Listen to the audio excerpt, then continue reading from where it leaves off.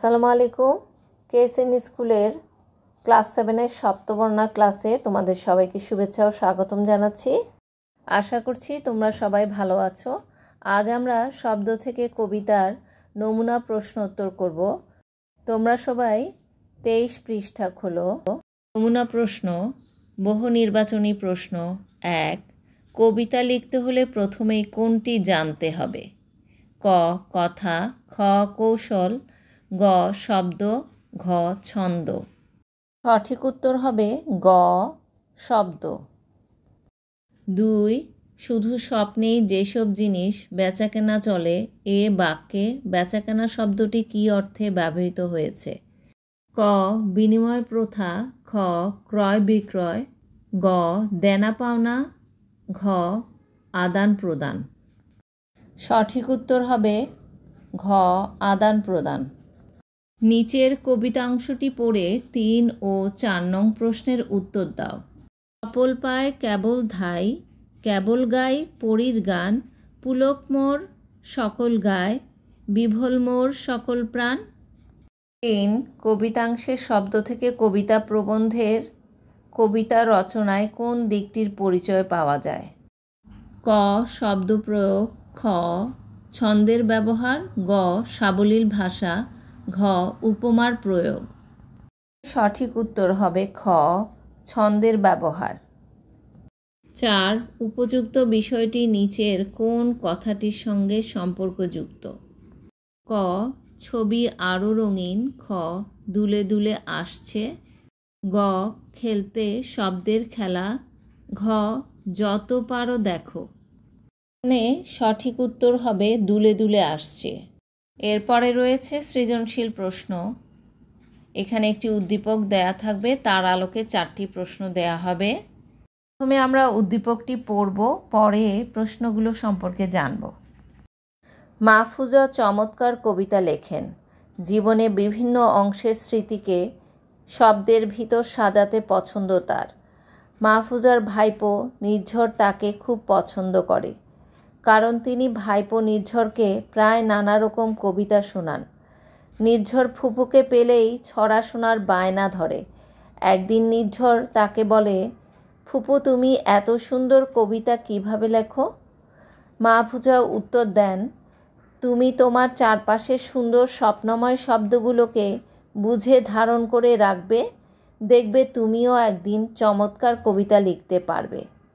এই উদ্দীপকের আলোকে 4টি প্রশ্ন দেয়া হয়েছে। ক কবিতা লেখার জন্য প্রথমেই কোনটি প্রয়োজন?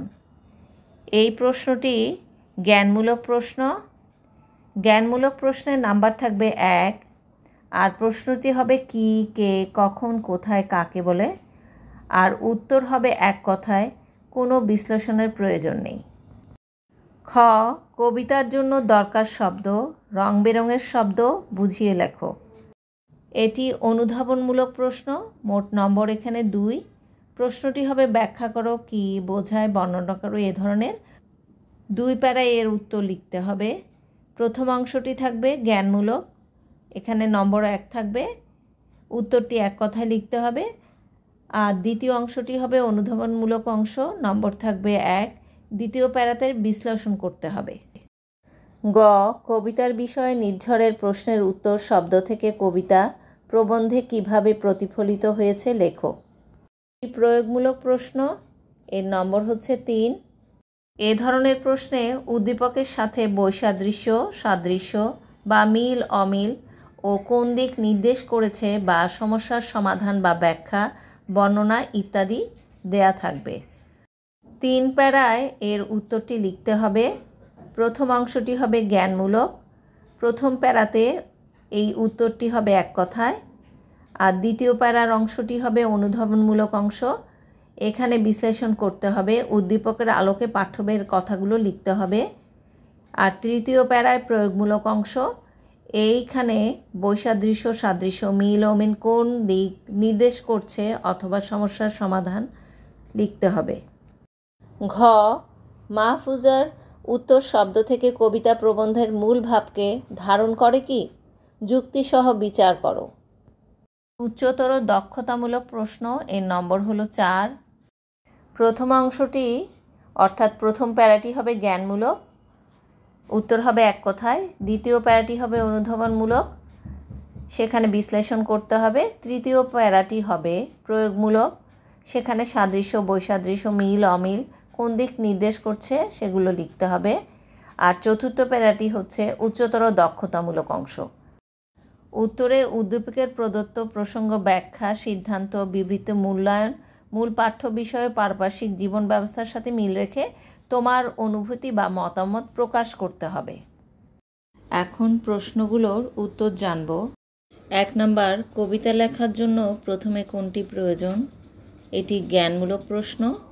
উত্তর, কবিতা লেখার জন্য প্রথমে প্রয়োজন অনুভব, কারণ অনুভব ছাড়া শব্দ শুধু কথা, কিন্তু অনুভব থাকলে শব্দ হয়ে ওঠে কবিতার শক্তি।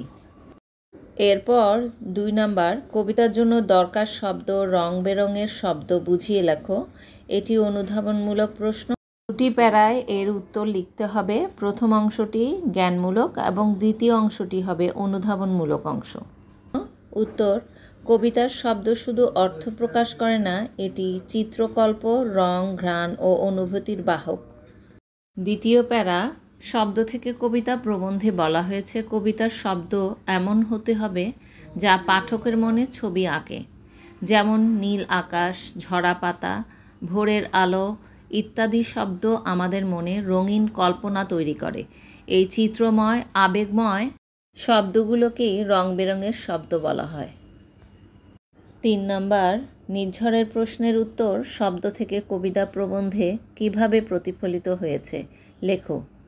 এটি প্রয়োগমূলক প্রশ্ন। 3টি প্যারায় এর উত্তরটি লিখতে হবে। উত্তর, নির্ঝরের প্রশ্ন ছিল তুমি এত সুন্দর কবিতা কিভাবে লেখো। এটি জ্ঞানমূলক অংশ। দ্বিতীয় প্যারায় এই প্রশ্নের উত্তর শব্দ থেকে কবিতা প্রবন্ধে স্পষ্টভাবে প্রতিফলিত হয়েছে। প্রবন্ধে বলা হয়েছে কবিতা লেখার জন্য চারপাশের শব্দ, দৃশ্য, সময় ও অনুভবকে গভীরভাবে দেখতে হয়। এটি অনুধাবনমূলক অংশ। তৃতীয় প্যারায় মাহফুজা যেভাবে বলেন স্বপ্নময় শব্দগুলো বুঝে রাখবে, সেটি প্রবন্ধের বক্তব্যেরই প্রতিফলন। শব্দকে উপলব্ধি করে চিন্তা ও কল্পনার সাথে যুক্ত করলেই তা কবিতায় রূপ নেয়। এই ধারণা দুটো লেখাতেই প্রকাশ পেয়েছে। এটি প্রয়োগমূলক অংশ। 4 নম্বর, মাহফুজার উত্তর শব্দ থেকে কবিতা প্রবন্ধের মূল ভাবকে ধারণ করে কি? যুক্তিসহ বিচার করো। এটি উচ্চতর দক্ষতামূলক প্রশ্ন। উত্তর, হ্যাঁ, মাহফুজার উত্তর পুরোপুরিভাবে শব্দ থেকে কবিতা প্রবন্ধের মূল ভাবকে ধারণ করে। দ্বিতীয় প্যারায় কবিতা তখনই জন্ম নেয় যখন শব্দে হৃদয়ের স্পর্শ, আবেগ ও উপলব্ধি জড়িয়ে থাকে। শব্দকে সাজিয়ে অর্থপূর্ণ করে তুললেই তা কবিতা হয় না, তার মধ্যে আবেগ ও ছন্দ থাকতে হয়। তৃতীয় প্যারা প্রয়োগমূলক অংশ। মাহফুজা যখন বলেন তুমি চারপাশের স্বপ্নময় শব্দগুলো বুঝে রাখবে, তখন তিনি বোঝাতে চেয়েছেন কবিতা লেখার জন্য কল্পনা, অনুভব ও শব্দচয়নের দক্ষতা দরকার, যা প্রবন্ধেও বলা হয়েছে। প্রবন্ধে কবিতা লেখার মূল ভিত্তি হিসেবে শব্দকে রং, অনুভূতি, সময় ও চেতনার রূপকার হিসেবে দেখানো হয়েছে। চতুর্থ প্যারা উচ্চতর দক্ষতামূলক অংশ। প্রবন্ধে বলা হয়েছে শব্দ কেবল ভাষার বাহন নয়, বরং অনুভব ও কল্পনার রূপ। কবিতা লিখতে হলে শব্দের রূপ, রং, গন্ধ, বর্ণ, সুর ও ছন্দ চিনতে হয়, জানতে হয়। সুতরাং মাহফুজার উত্তর প্রবন্ধের মূল ভাবের সাথে পুরোপুরি মিল রাখে। আশা করছি প্রশ্নগুলোর উত্তর তোমরা বুঝতে পেরেছ। আজ এখানেই শেষ করছি। আল্লাহ হাফেজ।